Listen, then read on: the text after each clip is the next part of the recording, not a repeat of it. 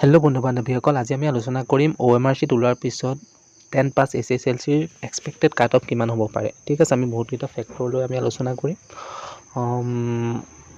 গতিকে ইয়াত অকল মেল কেণ্ডিডেটখিনিৰ কথা আলোচনা কৰা হ'ব আৰু ওমেন কেণ্ডিডেটখিনিয়ে মই যিটো কাট অফ ক'ম তাৰ পৰা 5 বা 6 মাইনাছ কৰিলে নিজৰ কাট অফটো পাই যাব। ঠিক আছে, আমি যদি চাওঁ প্ৰথমে জেনেৰেলৰ 98 মান যোৱাৰ সম্ভাৱনা আছে।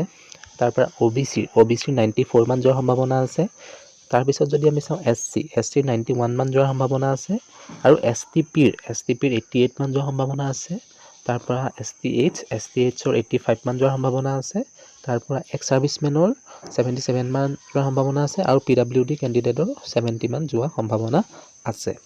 ঠিক আছে, মই টি ট্ৰাইব আৰু EWSৰ কোৱা নাই।